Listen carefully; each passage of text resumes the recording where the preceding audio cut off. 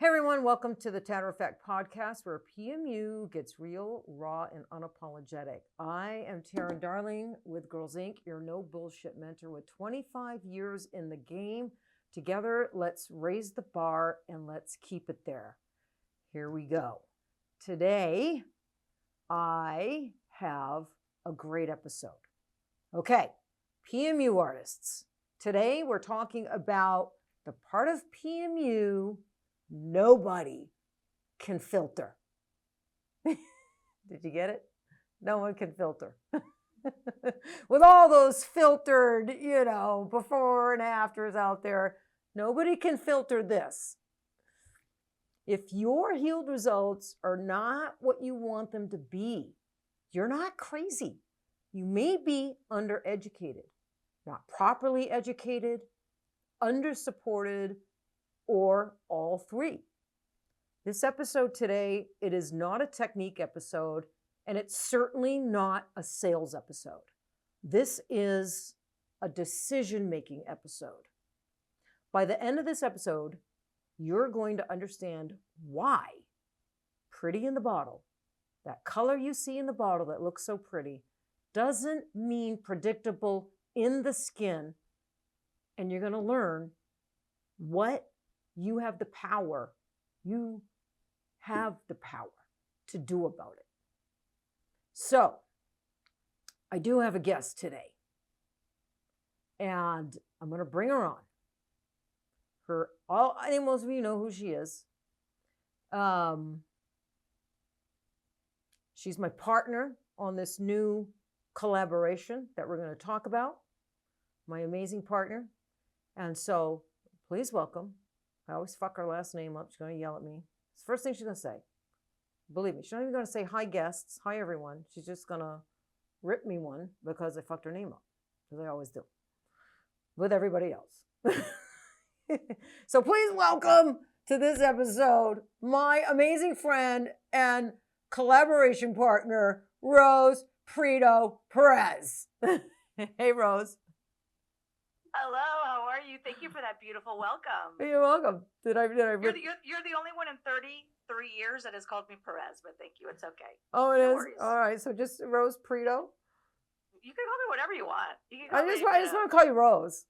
Call me Rose. Call me Rose. Yeah, I screw everybody's name up. You're from Maine, and I give you grace. I love your Instagram posts, because sometimes you have these. I'm like, oh, say that again. Say that again.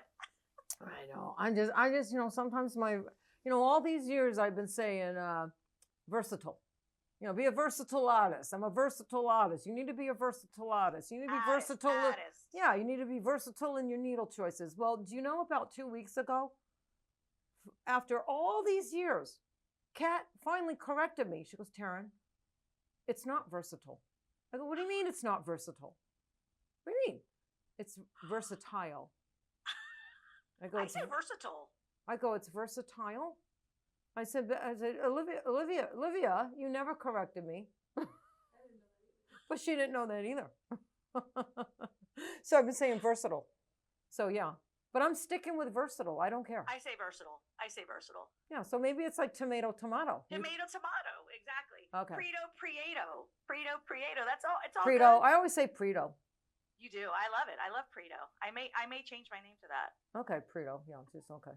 So I'll just blame it on. I'll blame it on my accent. You call me whatever you want. Okay. So, so as I mentioned, so welcome to Tatter-a-fact. Thank you. Glad to have you on. We got a really honored to be here. Honored to have you. We got a really important, exciting episode today. You are my partner on this new collaboration, something that I've been talking about for a long, long time. I've talked about it on the podcast, so it's going to be no surprise to my listeners once we announce this. But you and I'm gonna say a little something, and then I'll have you kind of chime in and add your thoughts and comments. So you and I got together. We've known each other for many, many, many, many years, maybe like 15 or more. So we collaborated, and we have built out a mentorship platform called EmpowerInk. And I really do have to thank Olivia for that name. She came up with that name. All right, Olivia. I know. So yeah, I'm like, can I have that? Can I trademark that for our coaching? Yeah. So EmpowerInk. I love it. I love it. So Rose, you've coached PMU artists in a structured framework for years, and you are highly effective, and you are highly respected as a coach by all the hundreds of students you have coached. I have personally coached one-on-one, however, not in a structured format. I am more freestyle, kind of in the trenches type of coached. So once you and I started talking, we realized we've been seeing the exact same gaps showing up for artists across every level of artists. So when you and I came together to build this artist educational and mentorship program, we knew pretty quickly we were powerful together. We share the same ethics and the same passion to make a difference in the career of life, of the life in the career of artists. And you know, even though our coaching styles are a little different, when you mesh them, man, they're powerful and very effective. So I just wanted to say that EmpowerInk isn't a technique brand per se, although we may expand into that one day. That's not what we are now. EmpowerInk is, I would call it a thinking framework. We don't teach artists what to copy, to be copycats. We teach artists how to think critically. Did I wrap that up pretty good? Yeah, Sum that up pretty good? Absolutely. And it's important that when you and I are very against the word coaching, this is not a coaching program. It's a mentorship program, right? Mm-hmm. And so you don't know what you don't know. And so, and it's a skill. It's a skill that takes a lot of years to sort of sharpen. And, right, we are perfectly positioned to mentor the artists that we once were. We once were they, right? 15, 20 years ago, we were that person that didn't know how to answer the questions, right? We didn't know what direction to go in and what choices to make. You live in fear in the beginning. You're supposed to live in fear, right? And what happens when you live in fear as an artist? You're not confident, and that comes through. Right. And so that's really the goal. That's what inspired this program was, you know, how do I achieve this predictable result? Like, what can I walk into the situation with my client and know exactly with 100% certainty what to do? That's confidence. And there's nothing like it. That's a feeling can't even describe. It's like nirvana. And so you and I are obsessed. And I think that's why we were drawn together, because we are utterly obsessed with teaching and mentoring artists to experience that level of PMU nirvana, if you will, right? Yeah. And so, because it's addicting. I love it. And yeah, to your, thank you for that beautiful introduction. I've been mentoring artists for over a decade, just as a mentor that artists have sort of naturally kind of like gravitated to ask questions, asking support, not only for PMU, but for business as well. I've kind of been vocal in the industry. But you know, as of late, you and I we've sort of grown into our sort of the same niche, which is the skin canvas, right? We share that same passion. Mm-hmm. And so there's lots of variables that control PMU, but at the end of the day, regardless of the type of tattooing the artist does, even body tattooists, is the skin canvas. We all work in the same canvas. And unfortunately and fortunately, right, you don't have to be an esthetician, a doctor, a dermatologist, an electrologist, you know, any of those things to be a permanent makeup artist or a tattooist.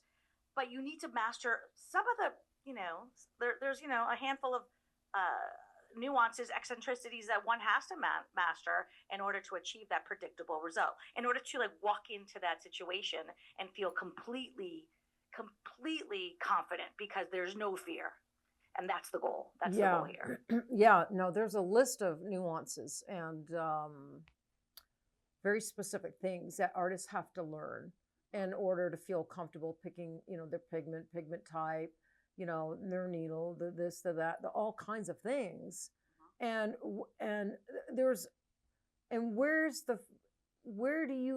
how do you make all those decisions? Well, you make it from what you see with your client's skin, right? You make it from proper skin assessment.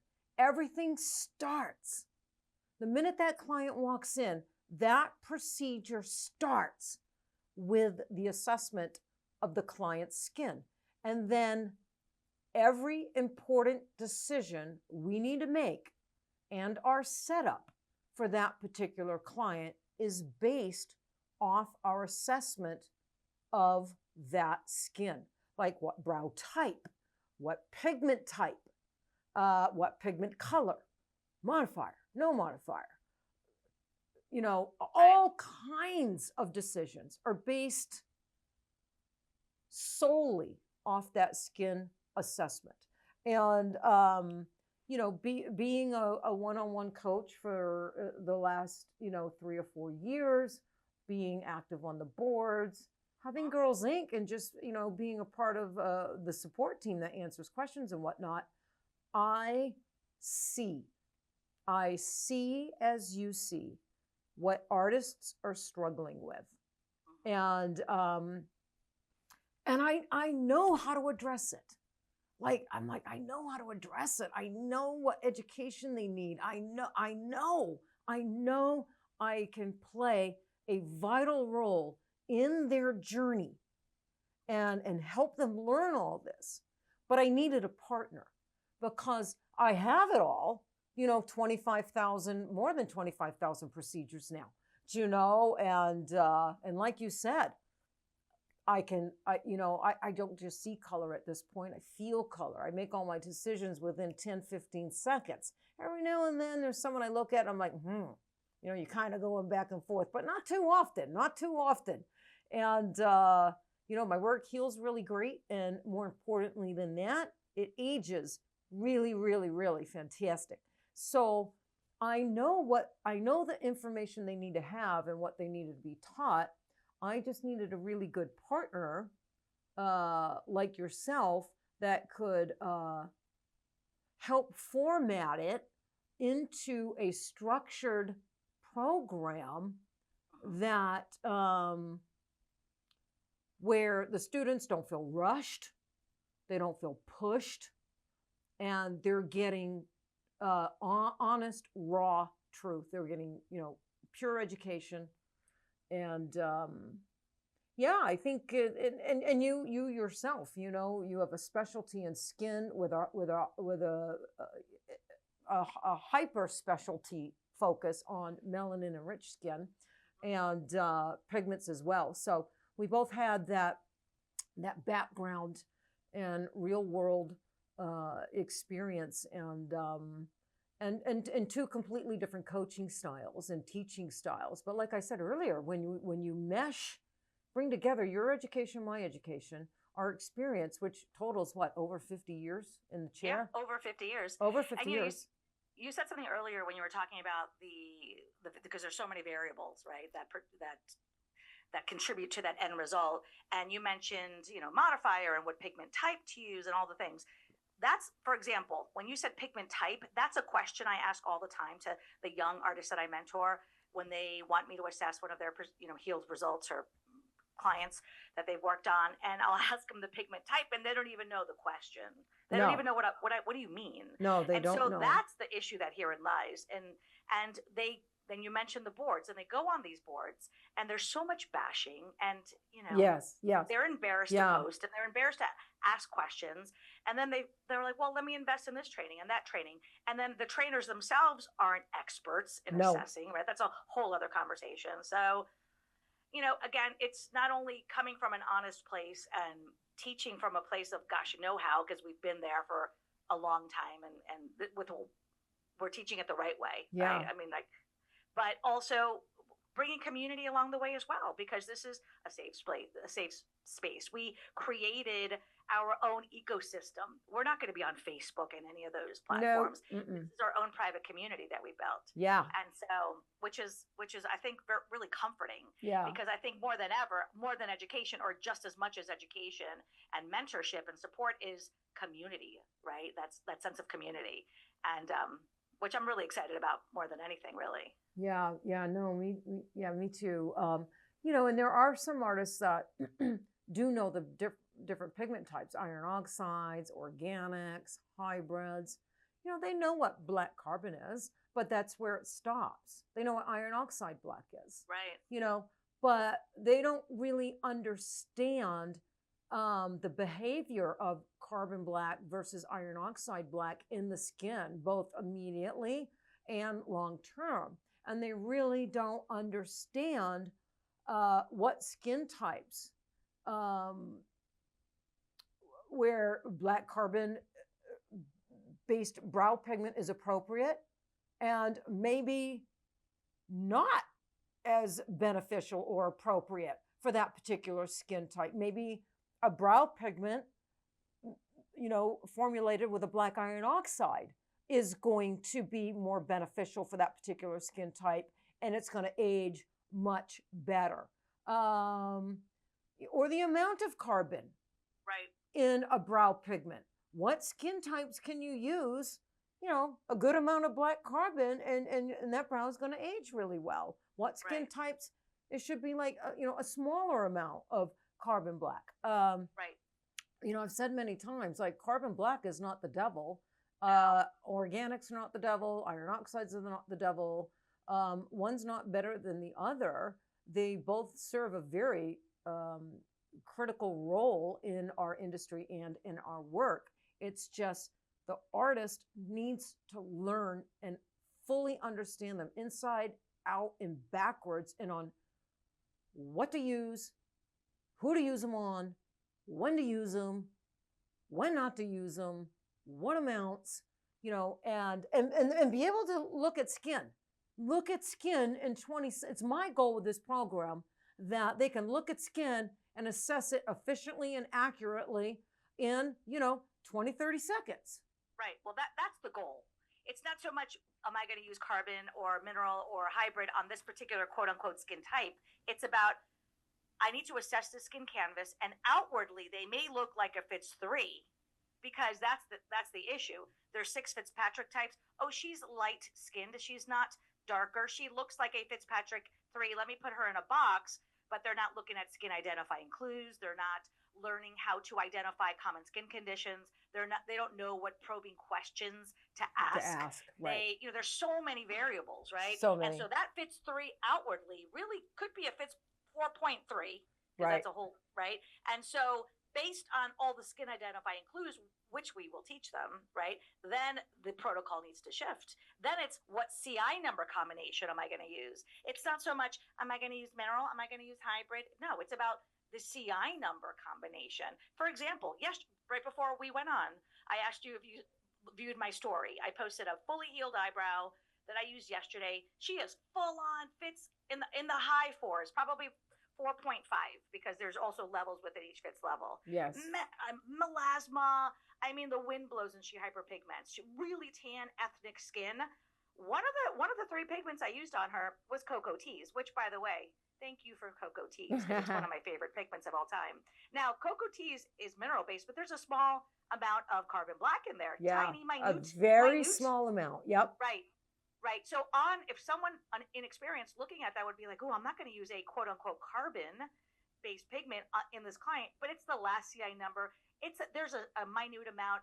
Oh my gosh, 1 or 2 drops, it brought that brow to life. Yeah. And it's everything. It's about how to use things. It's about nuance. Yeah, it's so 100%. Again, so it's about learning how to read the skin canvas, identify very, very specific clues, which I call skin identifying clues, and then determining on the fly, like in a moment, like as you said, within 5 minutes, the protocol, the bespoke, that custom curated, right, design protocol that I'm gonna execute for this client based on the goal. And that's another That's another thing. Yeah. It's always been one size fits all. It's always about the goal. How do we want the brows to look based on, does she have existing permanent makeup in the brow? Does, she have hair, not hair? Is there scarring?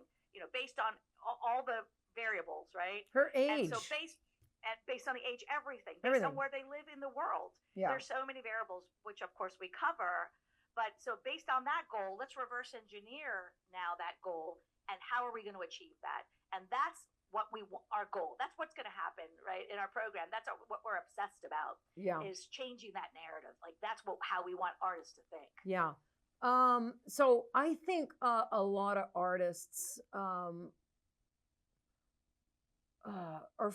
feeling things, feeling frustrated, feeling things, and maybe they just don't quite have the language for it. I think a lot of listeners will identify with this. I think they're working hard, really hard, and yet their yield results are still not consistent. Okay, you're good on one client, then the next client makes you feel like you completely forgot how to do PMU. 3, mid-procedure, you're like, uh-oh. The pigment isn't implanted, something's not going according to plan, and they don't know what to do. They don't know how to pivot or where to pivot or even that they should pivot. They're just like, uh-oh, and they got that mid-procedure panic that, we've all experienced. Or before they even begin setting up their day, their tray. I mean, as we mentioned, they're looking at the client's skin, they're trying to assess it quickly, and maybe they have notes that they're referring to, trying to remember what their trainer taught them, what they read on a Facebook group. But they feel super uncomfortable and they feel really unsure of what they're seeing, which means they're unsure of what pigment type and color to use. Do they need to add a modifier to their pigment cap? And if they do, Rose, which one and how much? They're not really sure which needle is best suited for the skin type. And most often because they were only taught one RL. Yeah, a 1 RL. Now a lot are being taught 1 and 3 RLs. So that's all they know. Those are great needles in some cases, but in some cases, they are not a good needle choice. They're struggling with what brow style to use and even what saturation level might be best suited for the skin type. And I think a lot of that comes from the hype on Instagram, right? The super low, barely see it saturation. But I know a lot of clients want more saturation than that. I'm not talking, and don't get confused. I'm not saying solid, ugly, unattractive brows. I'm talking higher saturation with still soft edges, absolutely stunning. And so many artists don't know how to accomplish that, yet so many clients want it. So now artists are doing a lot of touch-up work, which can piss off certain clients, right? And make it, and the client can start assuming, well, you're not competent. This is what I asked for, yet I'm not getting it. And I've been back 3 times, because they don't know how to deliver, a higher saturation, because they don't know, they're not versatile in their needles, so they don't know the best needle to choose, right? Things like that. So there's so many questions that need to be answered quickly and correctly in order to have optimum healed and, most importantly, aged results. Yet they are unsure of all those answers, right? I feel those uh-oh moments and those questions that they don't feel confident answering correctly. That doesn't have to define you. Listen to me when I see this, artists. that doesn't have to be a permanent situation for you. And that doesn't have to define you. I'm looking right at the camera for the 3 people that go to YouTube and watch us. Everybody else live, audio streams us. Yeah, just because you don't know those answers, it doesn't have to be permanent, and it doesn't have to define you. I see it as a fundamental gap. Agree. It's about the fundamentals. I mean, you're always talking about the fundamentals. We're always talking about the fundamentals, constantly, right? Because those fundamentals they're immutable, because the skin is a living organism, right? Machines come and go, trends come and go, but the fundamentals are immutable. And so that's the issue, is they have to decide, these younger not younger, but artists that are sort of stuck and not achieving these newer artists, especially newer artists, is what's immutable. And so they just and mastering the fundamentals is really, but when I was game changer. Yes, because most artists were not trained even close to the level of fundamental knowledge needed in order to grow into an artist who can confidently answer each one of those questions and predict their healed and aged results. I was in Boston. I'll never forget it. And this is what lit a fire under my ass. I was in Boston with Julie Mashad. She hosted me. And I did... I call her Michaud. Oh, yeah, I might have screwed that up, too. No, I don't know.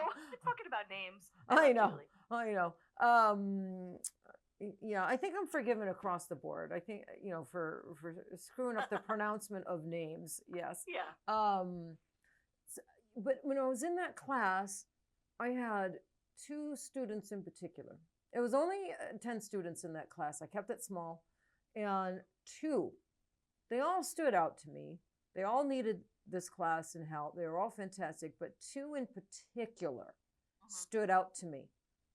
Because as I was going through, and a lot of this information is going to be in our coaching program, mentorship platform program, education, I noticed that they were kind of whispering together and talking together, rolling their eyes, crossing their arms. And I felt they were mad or annoyed at something. And I wasn't sure if it was they didn't. I thought, they don't agree with my information that I'm giving. And I was talking about different needle types, different saturation types, hand movements, the different hand movements to create all the, and I stopped. And I won't say her name, but, I asked her, I said, is everything okay? Is there something that you don't agree with? She goes, actually, there's a lot I don't agree with. She goes, and it has nothing to do with you. It has everything to do with what we were trained. We went to the same trainer and got the same initial training. I said, really? And she just broke down and got emotional. And she started crying, Rose. And she said, I had no idea. For my clients that want a more prominent brow, there was another needle I could use. I could use a 5 shader. I was told it rips the skin and makes more damage. I had no idea I could do this movement or that movement. She goes, Teryn, I wasn't taught that. I wasn't not even remotely exposed to any of that. And I had the type of trainer that it's her way or the highway. And she goes, and you don't even know. I quit for 2 years. I have not done permanent makeup for 2 years. I saw that you were coming to Julie's, to Boston. I love Julie. I called Julie and I had a conversation with her. And she spoke very highly of you. And I already had that feeling of seeing you online. We had never met. And me and my friend decided to take a chance. And let's do this course. She goes, and I would have paid 3 times. I would have paid triple what you charged for this course, because this has changed everything for me. Everything for me. And then throughout the rest of that day and the whole next day, just her aha moments, her input, her her, I don't want to get emotional talking about just the way she evolved just in those 2 days, Rose, lit a fire under me. And I knew. And I think it wasn't long after that, maybe a week, I reached out to you, and you and I started seriously talking about, you want a partner? You want to be my partner? You want a partner? Well, if I recall, that was right after your last class at Girls Inc. I remember when you went to Boston. Yeah. Because I was in your last ever class, and we had already been talking for about a year at that point. Yeah. I stayed for a few more days, if you recall, talking about it with you then, and then you went to Boston. Yeah. A few months later, so we were already talking about that. But that was almost like we need to get on this and do it. The universe saying, "Gosh, this is." This is the person this is why you're doing what you're doing. This is why you're doing what you're doing. Right. It was like the sign I needed to right. actually start building and working on this mentorship ecosystem, because like it's with her as inspiration almost, because she represents so many artists out there. Yeah. She is one of so many.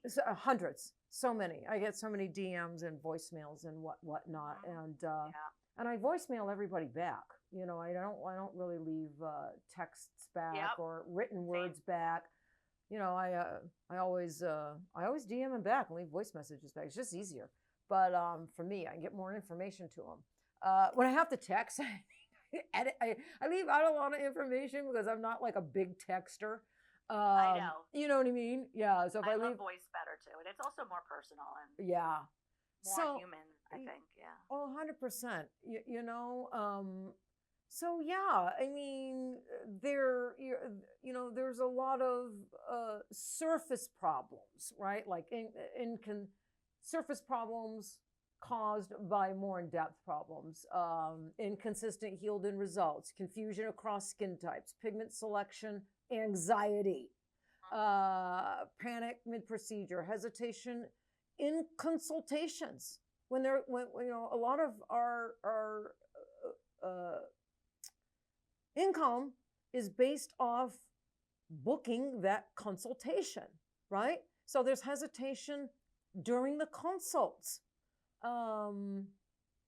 There's insecurity during the consults, and if absolutely, if that potential client senses any of that, most likely they're not going to book with you. Well, that's what I said earlier about that fear leads to lack of confidence, and that's what I see. That's sort of like the underlying common denominator that I see now is that lack of confidence. That lack of confidence, right? I get it.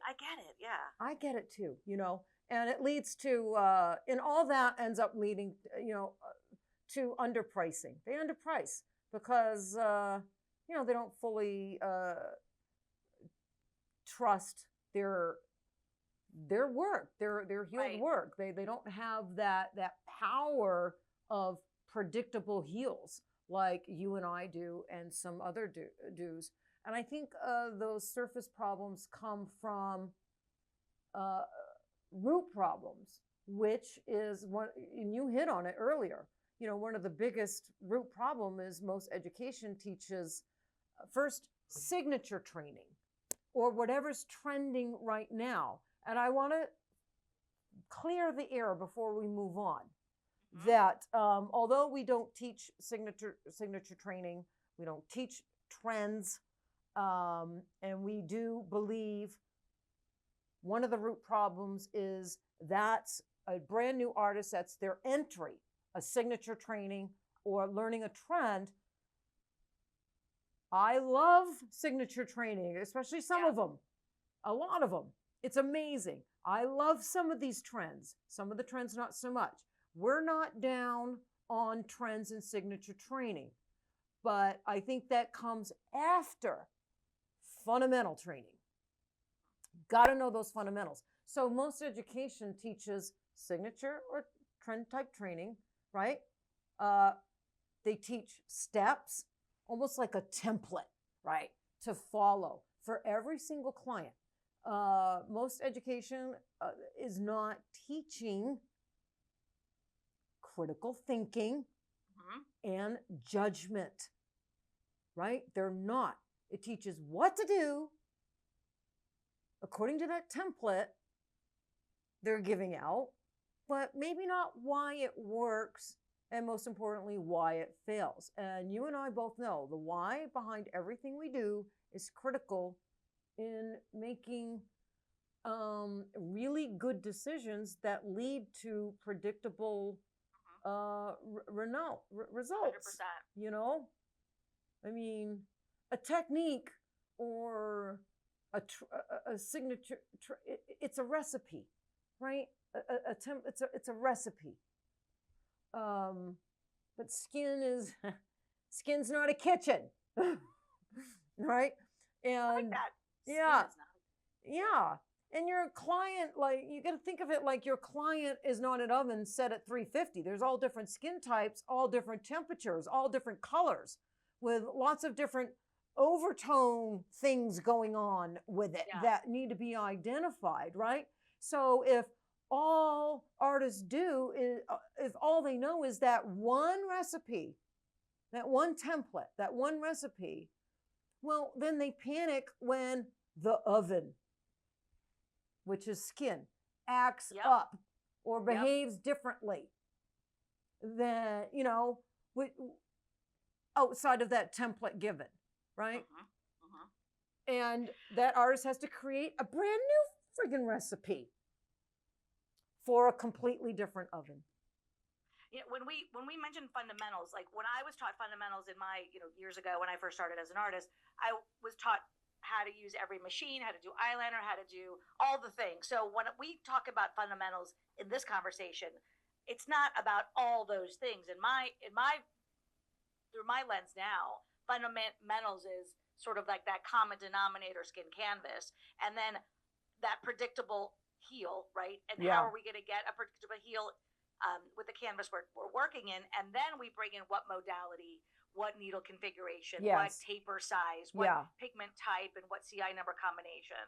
So that's why we're starting with the skin canvas. Right. Right?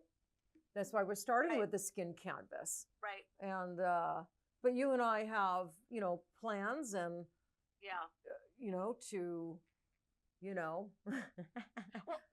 because here's the thing. Expand. Yeah, and because with the greater good of the artist in mind, because they want to grow their business, right? Everybody wants a successful business. Everyone wants to earn a lot of money, and you can be passionate at what you do. It's okay to want to earn a lot of money. There's no shame in that. I want to earn a lot of money as well, but in an honest way and doing something passionate as well. However, you can't sort of ethically sort of market yourself to be the quote best artist in town and come book with me if you don't know what you're doing, if you're not confident in working the skin. Yeah. And so if you want to be successful at business, you need to be successful at sort of the fundamentals, as we keep talking about. Yes. Right. And so that's why our program focuses on both the 3-day challenge, because there's only 3 days, is a skin challenge. But then after that, if they want to continue the journey with us or the conversations, then we go into a 4-week program. We'll talk about that later. Yeah. That focuses not only on obviously the skin and predictable results and all the things that go with that, but also how to build that successful business based on your elevated confidence, right? Yes. Yeah. And not like complicated business. Right. Like we're starting slow. We're starting with what they can understand, comprehend, and apply in real world. And I think a lot of times you put the cart before the horse, right? And because there was a lot of Can you say that again? The cart before the horse, right? Yeah. Well, you want to know how a real Mainer says it, the cart before the horse. But, my accent has softened a little bit. So I say the cart before the horse. I love it. But, and their coaching programs, were solely like business and marketing and this and that. But a lot of artists aren't really ready for that, because in order to learn that, you've got to have these skills in place. You got to have certain fundamental PMU skills in place and thoroughly understood. I got a question for you, Rose. Yeah.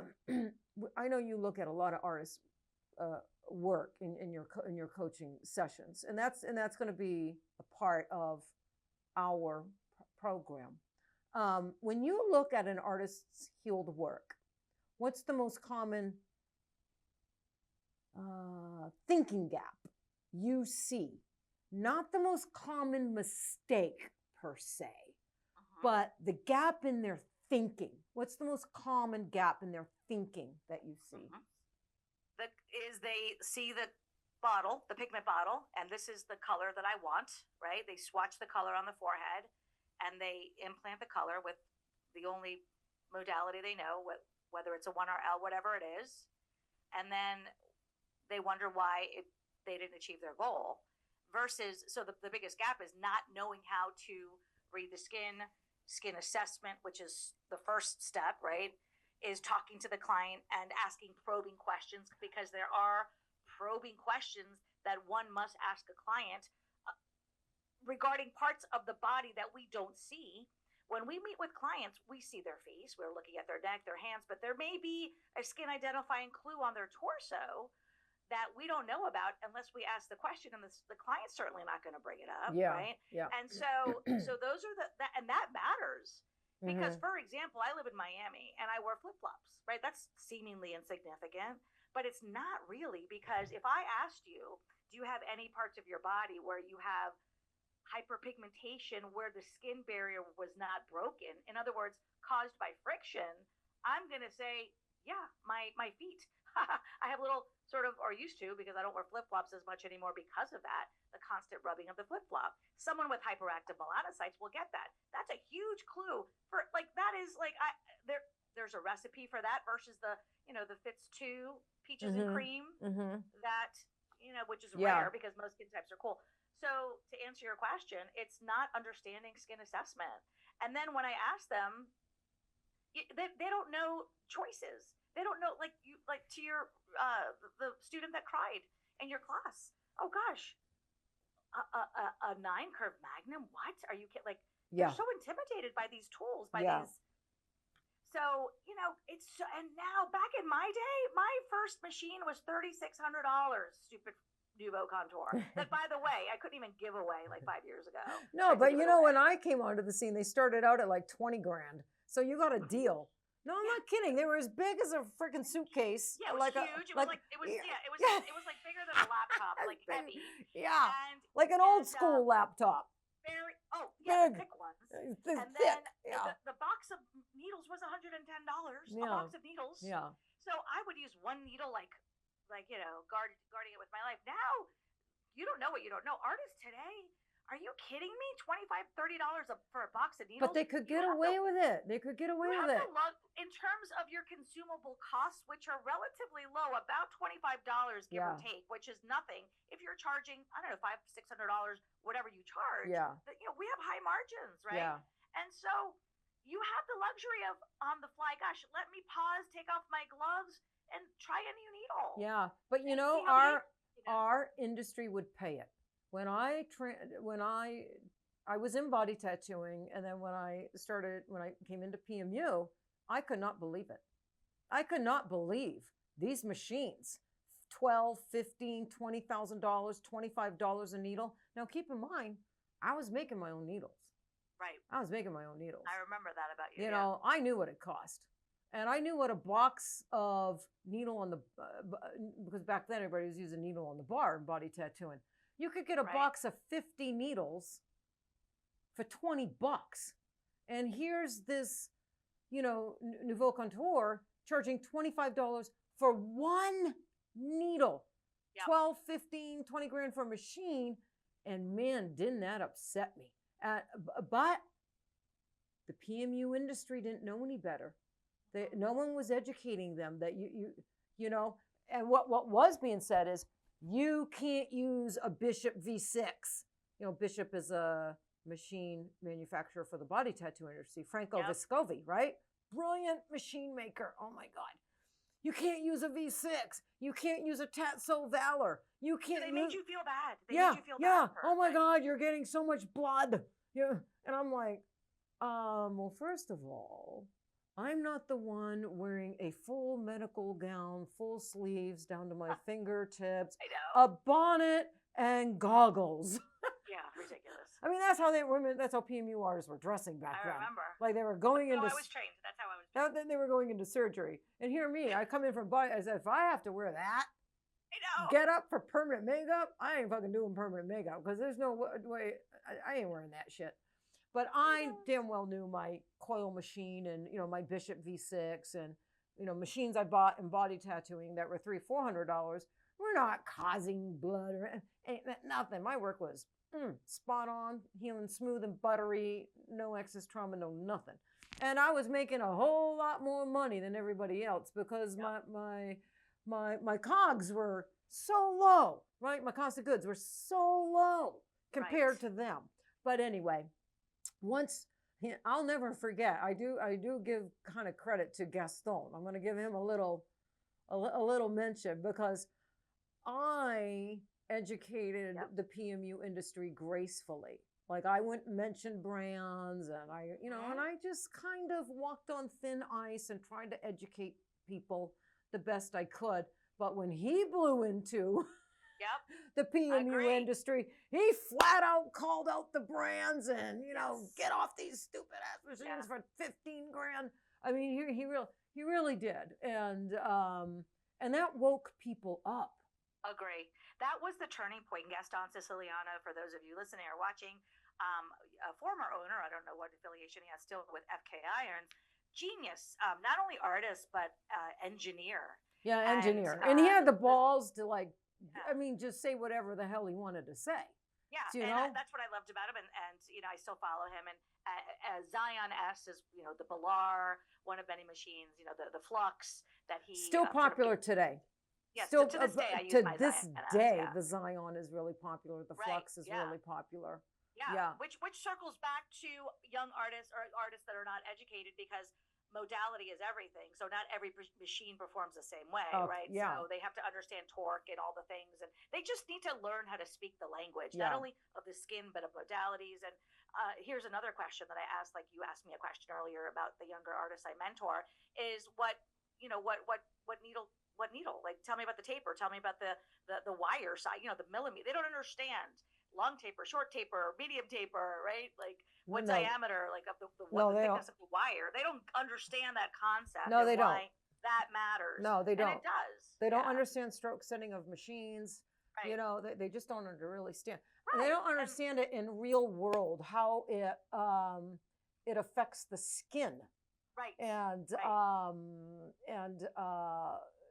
which ultimately, whatever affects the skin during your procedure affects your healed results, of course. Yeah. So after all that being said, EmpowerInk exists because artists are working harder than ever while education has gotten louder, flashier, and trendier, and because it's really profitable, right, to be louder, flashier, and trendier. So, and not that there's not a place for trends and artists that teach only trends. That needs to exist. That's important.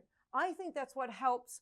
I think the trends and the signature trainings out there is directly related to the industry growing, expanding, and leveling up. I mean, we need those signature trainings and those trends. Well, because there's something for everybody. To your point, someone may want a full saturated brow. Yeah. Someone may want the feather brow, and someone may want the strokes. And you have to learn different techniques. Every artist should, right? Yes. So absolutely. Yes. All we're trying to say and say loud, and as many people hear us as possible, is you have to start with the fundamentals and skin assessment and all the other fundamental components of the fundamental, training fundamental formula. And there are, 7 or 8, I think, key components to that. And if you happen to enter the industry with a trendy training or a signature training, that's okay. Don't feel bad. Don't feel you wasted your money. Now you've been informed. So now go learn the fundamentals and watch that signature training you just learned, like, oh my God, level up just because now you're focused on fundamentals and skin assessment. Everyone like complains about like that student that was crying. They must have learned something, even if it's what they shouldn't be doing. Yes. So if you're listening or watching this right now, don't kick yourself because you've invested $20,000 and like 5 years of your time is wasted. No time is wasted. You needed to go through that. And again, think about what you did learn. And again, even if it's something that you shouldn't be doing, that's valuable too. Yes. That's just going to make you better. Yeah. Yes. I 100%. And in many cases, Rose, for many artists, the issue is not that the artist hasn't put in effort. And it's really, On really the contrary. Right. They're just putting their efforts into possibly not the best suited areas, right, for where they are in their career. They're just missing the fundamentals that guide decision making, before the needle ever touches the skin. So I think I know with EmpowerInk does 3 important things. A lot more than that, but 3 that I can think of right off my head. It replaces guessing with understanding. It replaces trends, right? Trends without fundamentals with fundamentals and intentional outcomes. And it replaces insecurity with grounded confidence. That's the 3 major things I can think of right off the top of my head that EmpowerInk does, because guessing is expensive, right? It costs, when we're guessing, we're not confident. So it costs us our confidence, which in turn can cost clients and in turn can cost us money. Money. Some people are uncomfortable talking about money, or they want to make a lot of money. The people that came into PMU for the right reasons didn't come into PMU for the money. But with that said, that doesn't mean they don't want to make money. Right. And there's nothing wrong with wanting to make a lot of money. No, there's almost a taboo, right? Saying out loud, you want to make money. You want to create wealth or financial stability, and whatever wealth looks like for you. That can just be as you go into retirement, you're not dependent on a Social Security check. Yep. You have, investments and 401ks that you can draw from and supplement. For other people, wealth means more than that. Wealth is what's the word I'm looking for?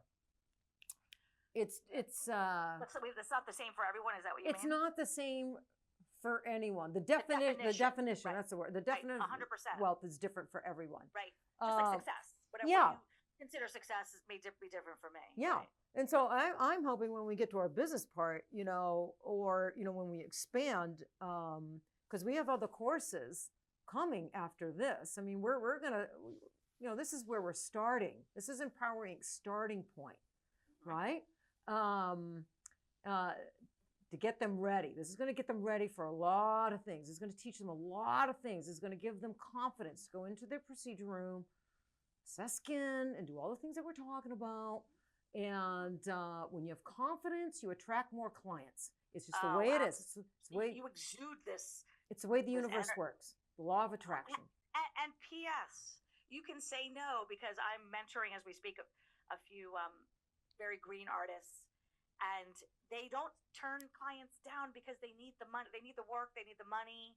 Yeah. And it's so, I get that, because I get that. Yeah. But it's so empowering to be able, because we can't help everyone the way they want to be helped. Right? No. Sometimes you just have to sort of, it's not one size fits all. It's not. And there's a lot of artists listening right now. Their gut has told them, I shouldn't do this client, or I shouldn't. Or this what she's going to come back to haunt me. Yes. Yes. I shouldn't do. Never going to be satisfied. Exactly. Trust me. But they do it they take that client anyway, and I am guilty of that. I did that a lot, Rose. because you're right. Everyone does. Well, everyone you gotta pay your fucking mortgage or your rent. Right. You know, Right. some of them have children. It's like, you know, I mean, you just have to do it sometimes. I think it's the rite of passage for all artists is you go through that period where you just kind of can't say no, even though you know you should. It's like this rite of passage we all have to walk through. I know it. You know, It's true. and when you get behind on the other side of it, you're so happy, like, oh, I'm so Right. glad.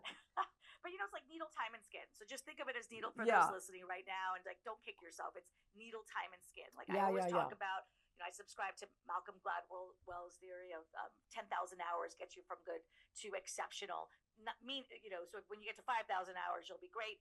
3,000 hours, you're probably really, really, really good. But imagine how you'll be at 10,000. So every time you're needle to skin, you're putting in the time. You're putting in the time. The meter's running. Yeah. You're putting time towards that 10,000 hour. It's just gonna make you better. Yeah, it's gonna definitely.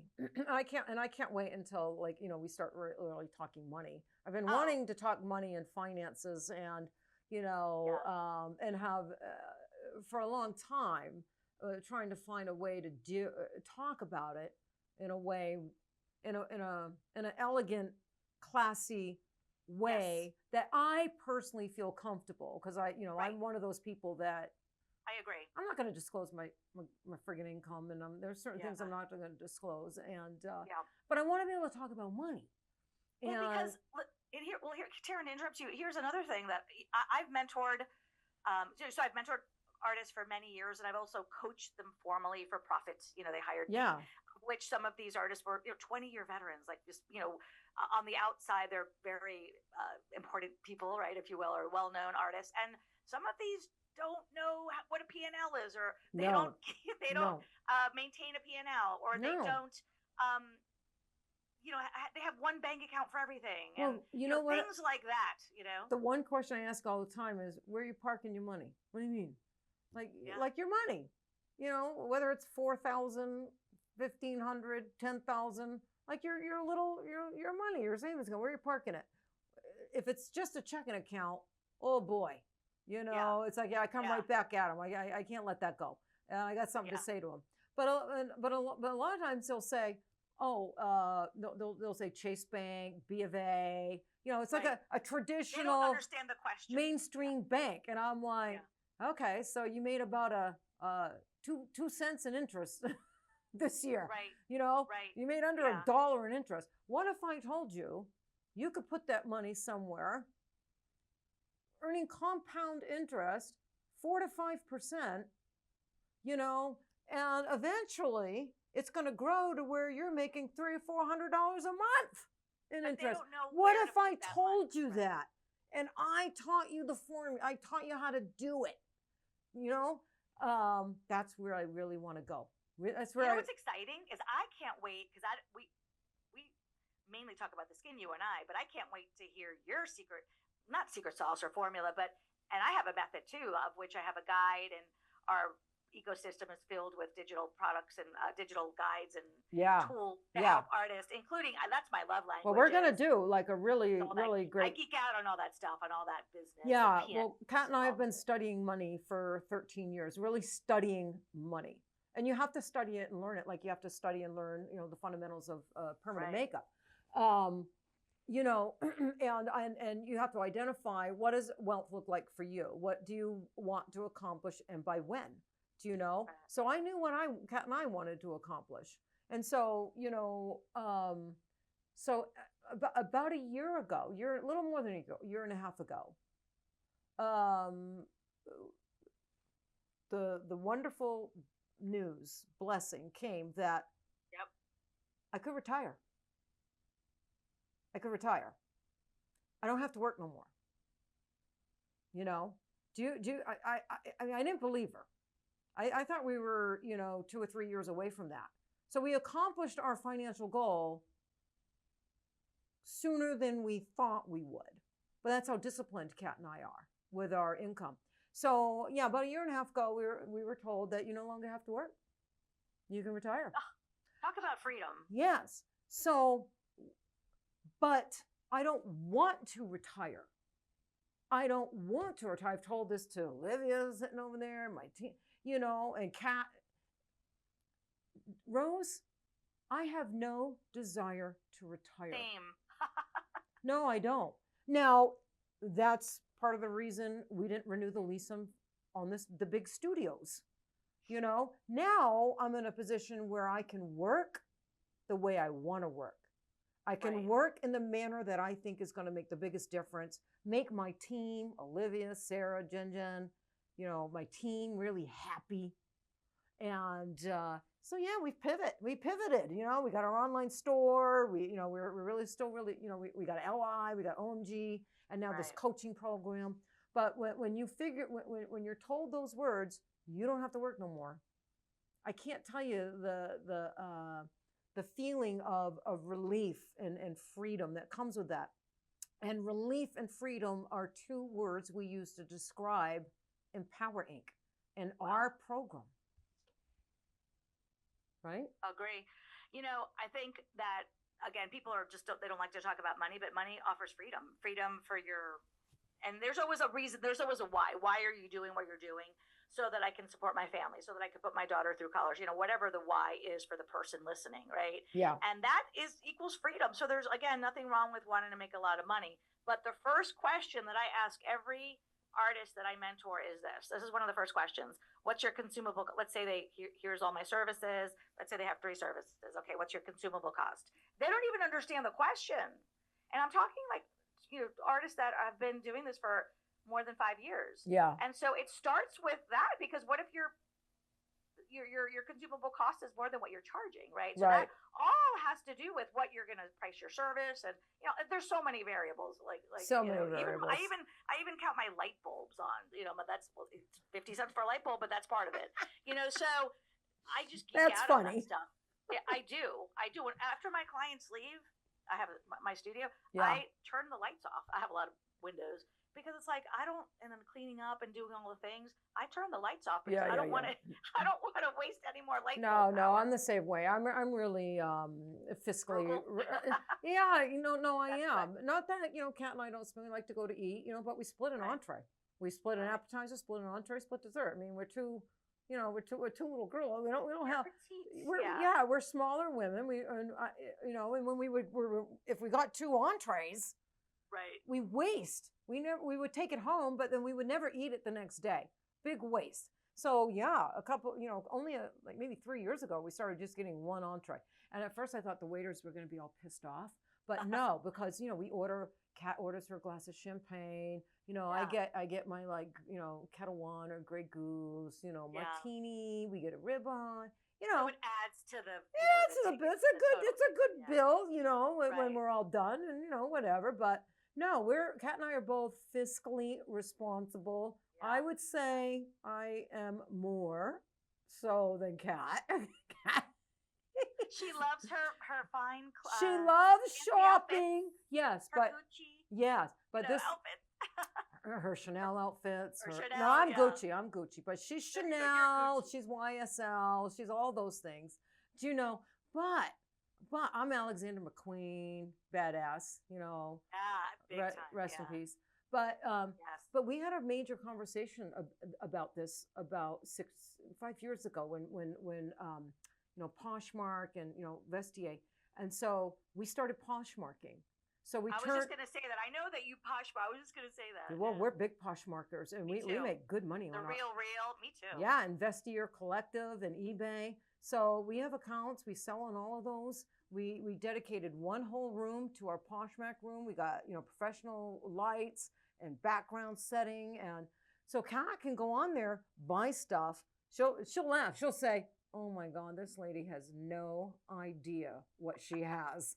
And Kat will negotiate it and get it for like $250 and turn right around the next, when she gets it and list it for $700. She does it constantly.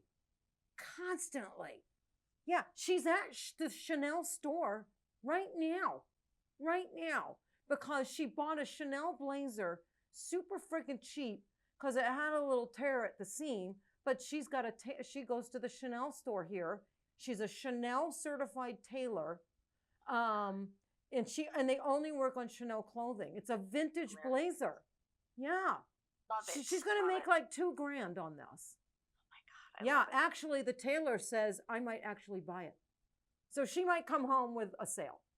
Wow. Yeah. But that, so that sort of thinking translates into all avenues of your life. It's just sort of like a sort of like a mindset shift. It's a mindset shift. So a portion of our online, sales that we clothing resale sales, a portion of that we allow ourselves to buy things, new clothes, whatever, not new clothes, but buy something off Poshmark, and then a portion of it goes into savings. I love it. Yeah. And I do the same with my business. I have 4 accounts, and one account's for this and one account's for that. And to your point, the high yield savings, you have to. So it all starts with what's your consumable cost. These are conversations that we'll have at EmpowerInk. We will have. I can't wait. Because it's conversations that, Well, and I hope this excites people. Really have. I hope this excites people. I love it. Like, we geek out on it. Okay. We got a little off topic, but these are just some of the conversations we're going to have. Okay, so I got another question for you. Yeah. Okay, what made you build the Sweet Heel formula, which you trademarked and everything? I know you spent a lot of time on that in the first place. What with the Sweet Heel formula, which is amazing actually, in part of our program, what problem were you trying to solve or get artists to stop repeating? Well, first of all, great minds think alike, because I know that you also have a framework, and I don't know that framework, but I know it's similar just because we've had so many conversations over the years about your views and how you view the skin and all the steps that you take before you take action on the client based on the goal, right? Yeah. Whatever. Beyond the epidermis. Whatever. On the epidermis, right? Beyond the epidermis. So for those listening or watching that don't know, the Sweet Heel formula is my 8-step system. That is not only the 8 steps of the framework, but it's also a guide. It's also 2 guides, one of which is how to identify the most common skin conditions that all PMU artists and tattooists should know about. Common skin conditions. So you don't have to be an esthetician, right? If you're an esthetician, 200 skin conditions or whatever, however many there are. We all need to know the most common. So what started this was back in 2019 when I published my first book, which is Melanin, how Fitzpatrick and Melanin influenced the cosmetic tattoo, which is part of the program too. All my books, everything is in the program. Our students will have access to everything that I've created. And I have never, just for a minute, I had a Kajabi, an open account where people from the outside, anybody could just purchase my program, my digital products. But then I decided, you know what, I'm going to sort of keep it behind lock and key and just have it for my private students. It was sort of like something special, right, that I wanted to keep for them. And so I closed those doors. I'm closing my Kajabi, and now everything will exist just in EmpowerInk. So the only way that artists will have access to any of my programs, including the Sweet Heel formula, which is how to achieve that predictable heel, my 8-step framework that I developed, initially inspired by the first book I wrote, and then the second book, which is called In the Skin, which right now is not available for anyone. I don't publicly have that on Amazon or any bookstore, just in our EmpowerInk ecosystem. And then based on just years of being a mentor, I wanted to answer the questions like, why is this happening? And I knew exactly why. I just needed to sort of bundle it into a little package, right?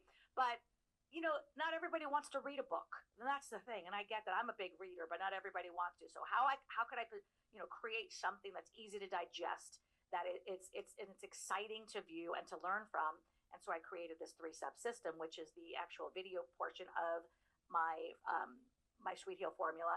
And then I have 2 guides that are really, I consider it the greatest thing I've ever created. I really do.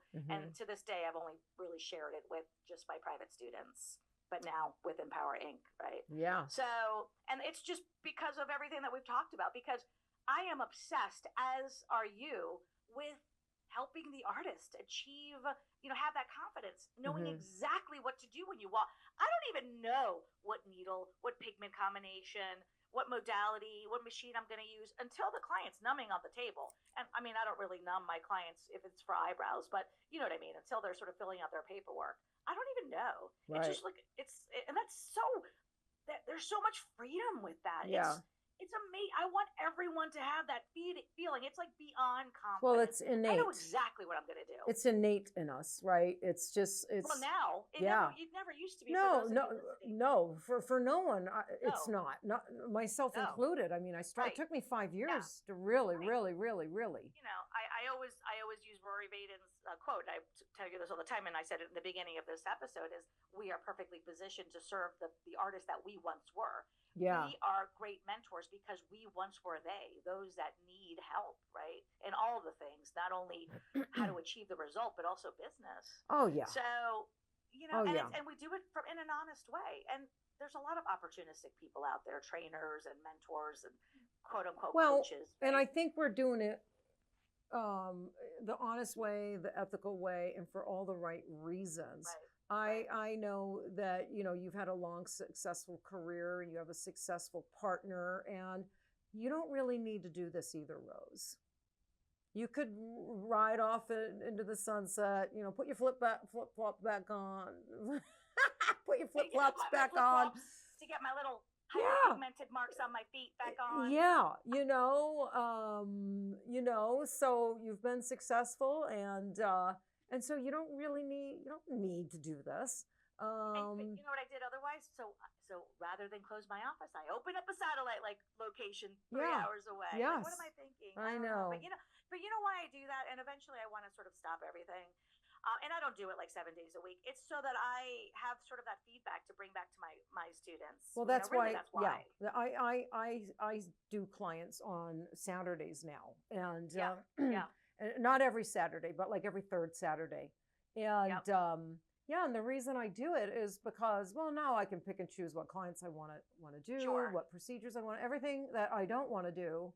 You know, I send them over to Amber. So I've got a great place to send them, and she's got a studio full of artists and herself. So I can cherry pick what I want to do. Yeah. And I still love doing it. I still love doing it. There's something about I'm not ready to put my machine down. I'm not ready. Same. I'm just not ready. Just when I'm ready. I come just yesterday. My client, I told you before we started. And in fact, I put it on my story. And if you're listening right now, my story's gone. I think I saved it to one of my highlights. But my client actually said, Rose, first of all, it's the most beautiful healed brow, I have to say. And of course, all LA happens to be LA pigments. Just happens to be the pigments I used.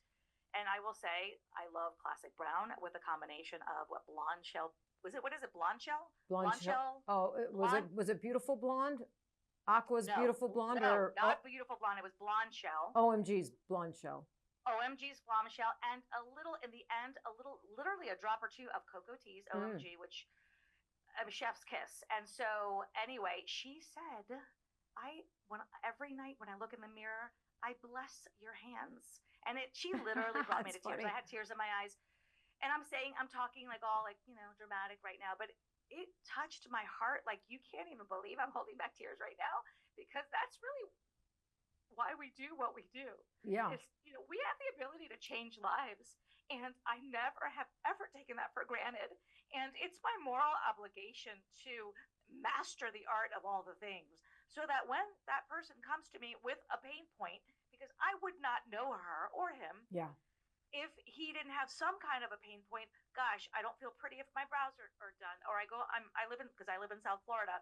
I can't go to the beach or the pool without my brows melting off because I don't know how to do the pencil. I don't know, whatever that is. The reason why I know them, they have chosen to come to me, and they could go to anyone else. Yeah. So you better damn well make sure that I'm going to master that freaking art of being the best. Yeah. So that she could come back and literally she prays to God for my hands. Like, are you kidding me? That's the biggest compliment. And that was validation. Not that I need validation. I'm human. Yeah, we all need validation. Oh, of course. Absolutely, I need validation. Yeah. Or purpose. Or that's it, right? Purpose. And so, we owe it to them. It's not about you listening or watching. It's about them. It's about the person we're serving. Well, I just booked a client and I told Kat I'm never going to take a client from out of state because it puts a lot of pressure on me because they pay for an airfare, they pay for a hotel room. But she's probably early 70s and diagnosed with cancer and MS at the same time. Started talking to her when I still had my studio. And then, of course, the MS came. And so we had her scheduled because her eyebrows are so important to her, and she's trembling, so she can't draw them on anymore. But then the cancer diagnosis came. So we had to cancel her appointment. Right. Bless her heart. And so here we are 2.5 years later, beat cancer, and she's off chemo, off everything. And, and now she's in a place where she can get her eyebrows done. However, her tremor's gotten worse, but she's flying in, but I'm like, how can I not take her? It's like, we've had this rapport for 2.5, 3 years. I know her story. I feel like we've met. We haven't met. She's coming in from Arizona, I believe. So I got her scheduled in April, and then we already got, and she's the type of person that she wanted her follow-up on the book as well. So we got her follow-up scheduled in July. But you know what those brows are going to mean to her, because she can't draw them on because her hand shakes. So Right. There you go. There you go. That's one thing that AI cannot take over. There's all this talk about, AI is going to run the world, and maybe they'll invent a PMU machine that AI driven. No, but they won't. you don't. It's the love. No, they won't. And people humans are going to need humans still. Yeah. AI will never take that human need of other humans away. Right. To touch someone's face and to allow them to touch their face and to change their face for the better, right? Obviously, it's a gift. It is a gift. It's a gift.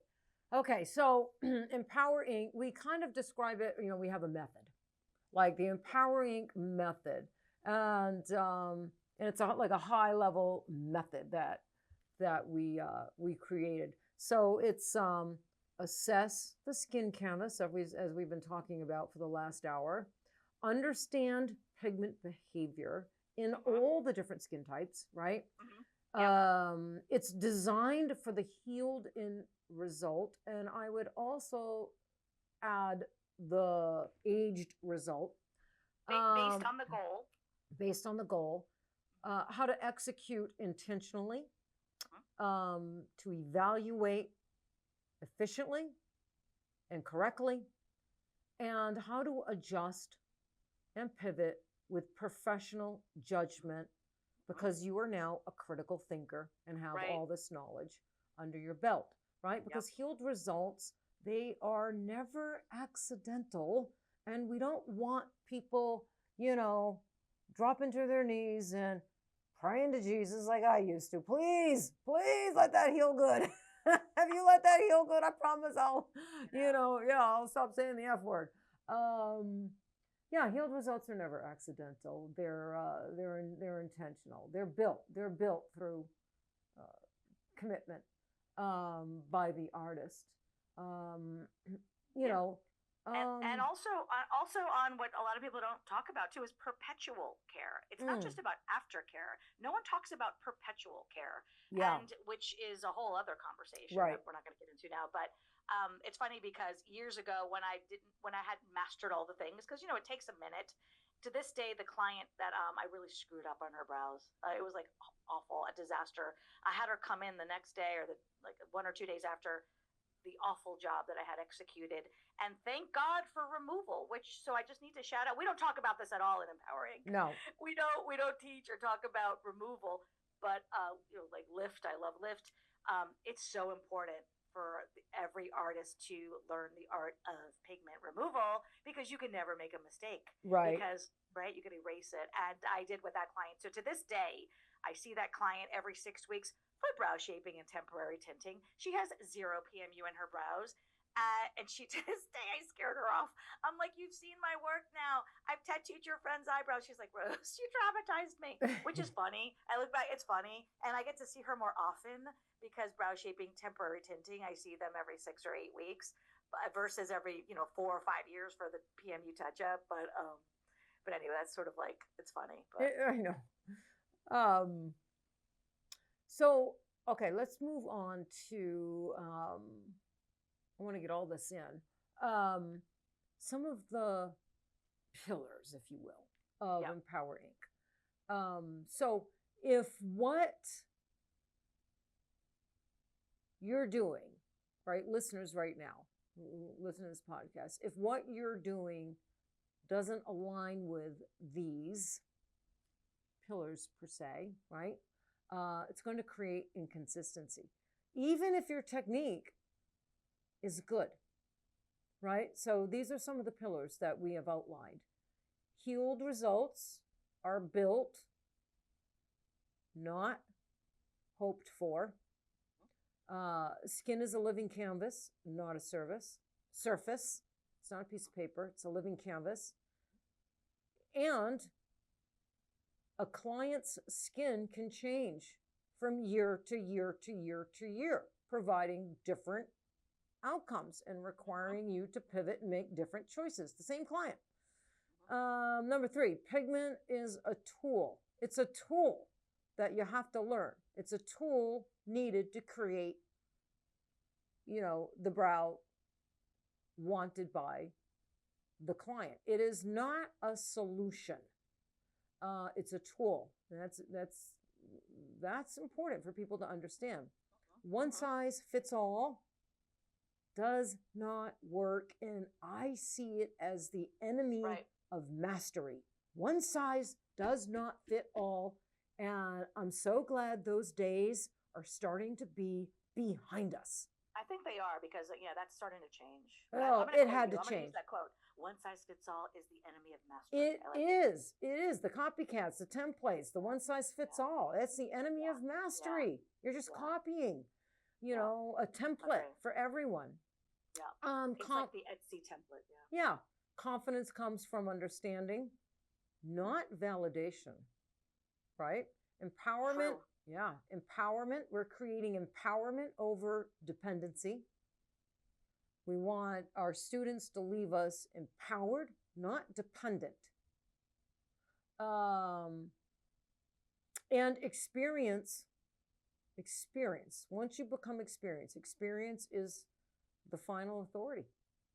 Like, really.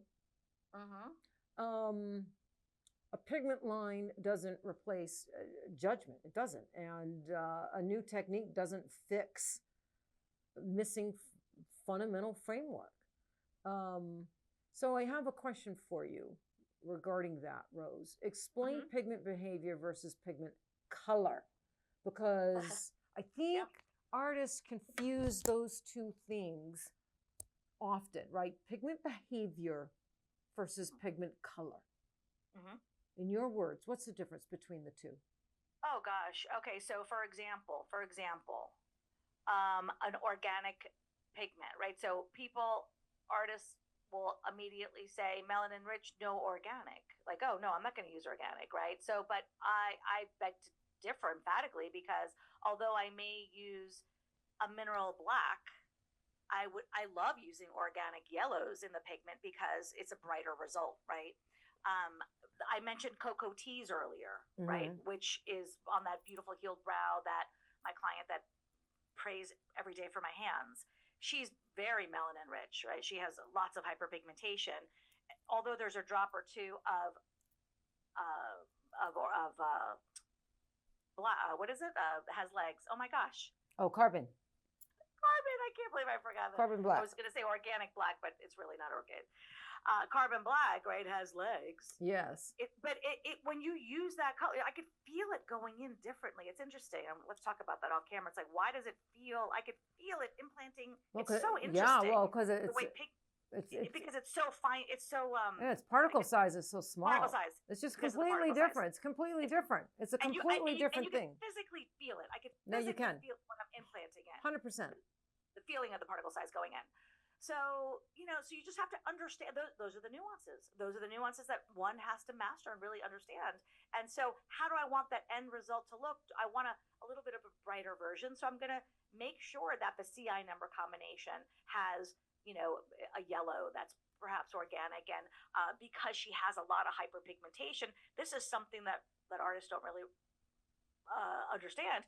And the day years ago that I realized this, because I've always been an esthetician, I was an esthetician years before I was a permanent makeup artist, but I sort of compartmentalized those two careers. And the one, like peanut butter and jelly, like the day that I put them together was a major aha moment for me.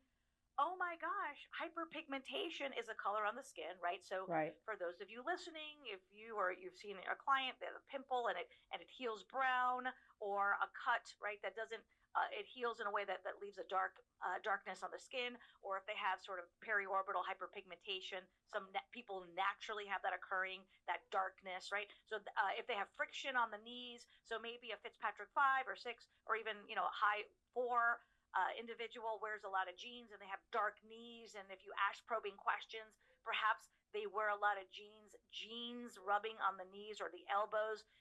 It'll cause darkness. I mentioned my flip-flops earlier. Those are all skin identifying clues. Well, that color, that gray or reddish purple or brown, because it's all different on everyone. Sometimes even black on some Fitzpatrick 5 and 6 skin types, their hyperpigmentation is black, right? Which is, by the way, not a bad thing, because if I'm going to tattoo a client's eyebrows that's Fitzpatrick 6, I need to use a carbon black in there, right? Because I need to see the eyebrows. So that color of their hyperpigmentation is an additional color on your pigment tray. It's invisible. It's not welcome.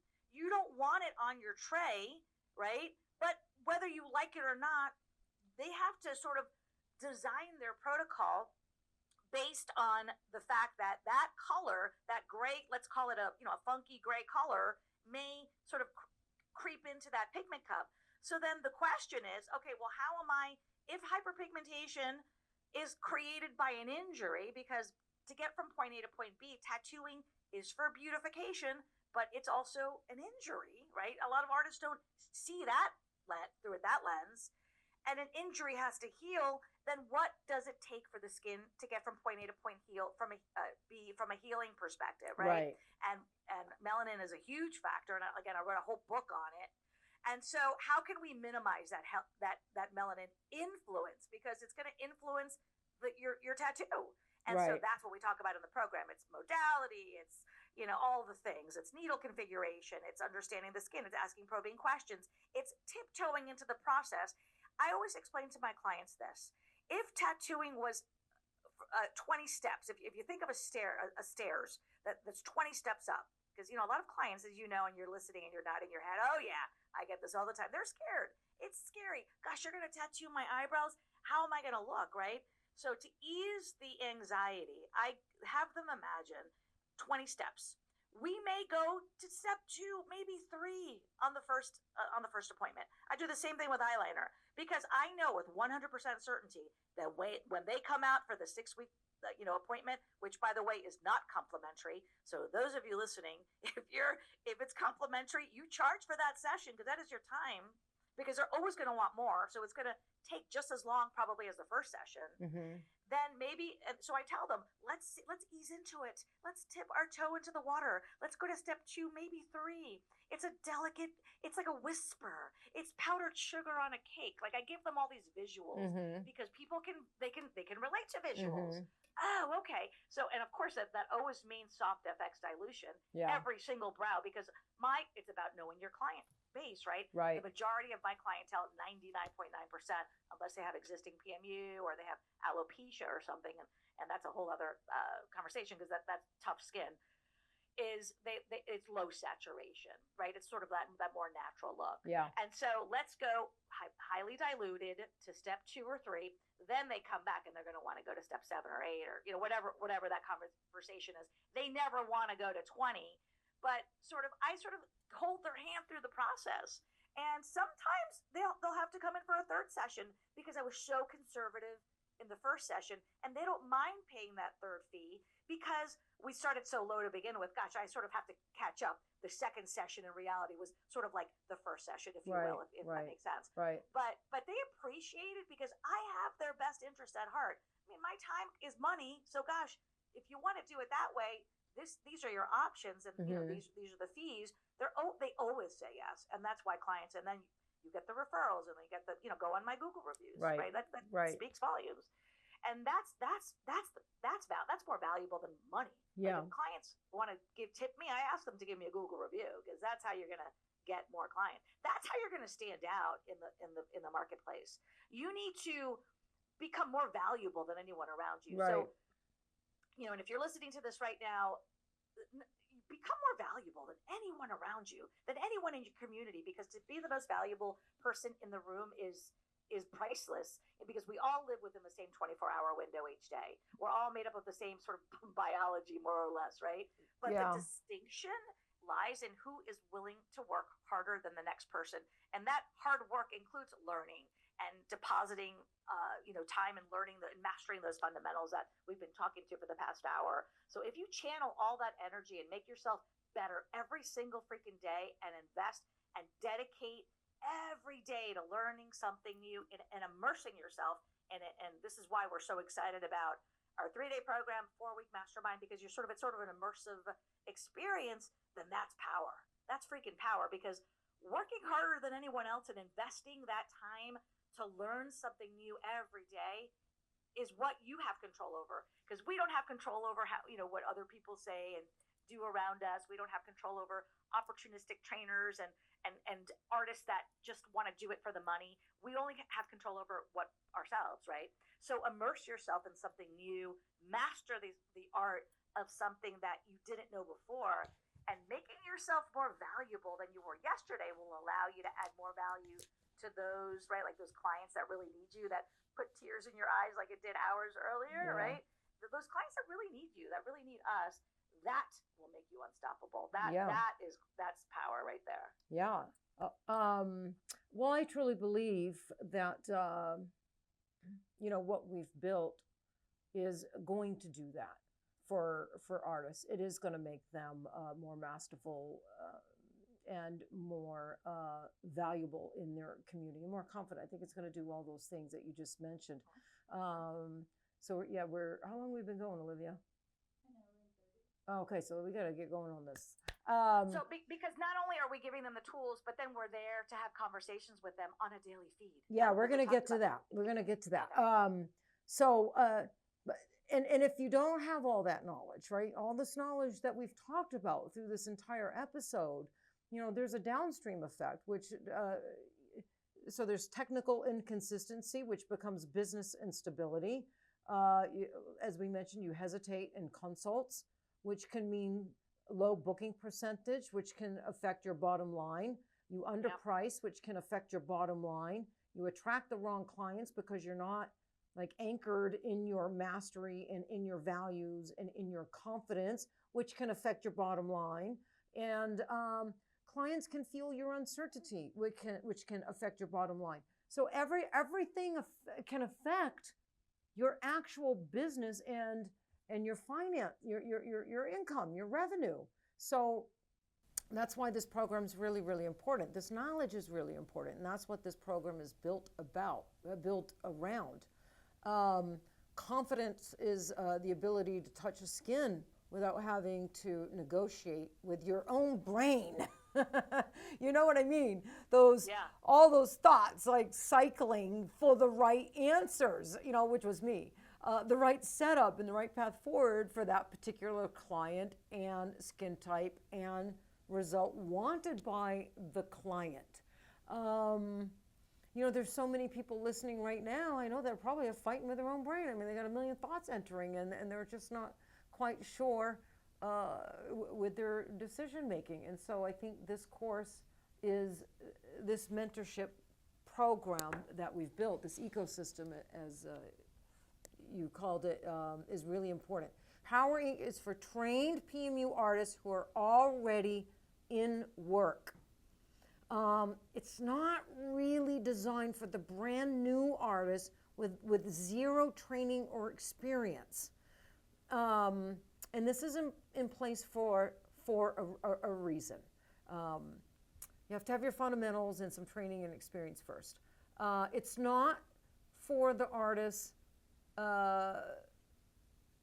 It's for the artist if you're tired of inconsistent healed results. It's for the artist that wants predictability. It's for the artist who wants to build a strong, steady clientele and charge your worth. It's for the artists who want calm decision-making and real self-trust. Who it's not for. It's not for those that chase trends only and completely ignore fundamentals and think fundamentals are not important. It's not for those shortcut seekers. It's not those looking for free content, the free content collectors. It's not for people who want validation without responsibility. It's not for those not willing to commit and put the time in that is necessary. And it's not for those who do not and will not take accountability for themselves. We serve fewer artists at a deeper level, and this was done intentionally. Yeah, so, absolutely. Listeners, if this conversation, I know it was a 2-hour conversation almost, but if this conversation made you feel relief, and that relief will bring you freedom, then that's your signal. That's your signal. If this conversation made you feel relief, then that's your signal, right? If it made you feel clear and clarity, not panic or urgency, that's your signal. Watch your work differently now. Observe before you act. Think before you touch the skin. And if you're done guessing, then you're going to love this ecosystem, this safe space that we built. Because predictability isn't talent. Predictability is a decision-making skill. And we built EmpowerInk to exactly that, decision-making skills. The most important decisions an artist makes for each and every client. I have a personal message that I'd like to say. And then I'll give Rose the final word real quick because we're running out of tape. I call it tape. You can speak I call it tape. for both of us. So I have a lot to say in the program, so you can speak for both of us. Okay, my personal message is to all you listening is after all these years in the industry, more than 25 years now, I'm not chasing titles, I'm not chasing awards or industry validation anymore. I'm chasing impact. I know what it feels like to be talented but lost, driven but unsupported, passionate but doubting yourself at 2 a.m. in the morning, worried, absolutely riddled with worried on that client you just did at 3 p.m. earlier that afternoon. I built everything I have, the hard way. I made mistakes, I got burnt out, lessons learned, the expensive and the emotional way. And if I can shorten that learning curve for even one artist, help them make smarter moves, believe in themselves sooner, and build a career that actually supports their life instead of draining it. Because I have been through that. That matters more to me now at this stage of my career. This is why I pivoted. This chapter isn't about me climbing. It's about reaching back, and it's about giving back. That's where I am in my mindset and in my life. So that's my personal message to everybody listening to this podcast. Y'all know I love you, and I support you. And now Rose and I, with EmpowerInk, can be here in a way that's really meaningful and really impactful. So I'm going to sign off if that's okay with you, Rose. I echo everything you say, and same, I beautifully said, my friend. Can't wait to welcome you into our program. For those of you listening, is there an email that they can email us if they, or we're not going to share that yet? That will be on the website. All that information they need is on the website. Don't forget, we'll put that in the comments, empowerinknow.com. We'll put that in the comments. We'll put a link We can put a link, Olivia, right to the website. That's what we'll do. We'll put a link, and then you can go on to our website, which is chock full of in-depth information if we forgot to mention anything. And there is an email, so you can email us if you have any questions. That will be our form of communication. So listeners, I want to thank you for, if you're still here, God bless you. That is the truth, that's the tea, and that's the Tatter-a-fact for today. Again, thank you for hanging out with Rose and I. Until next time, stay in the pursuit of happiness and excellent. Peace out.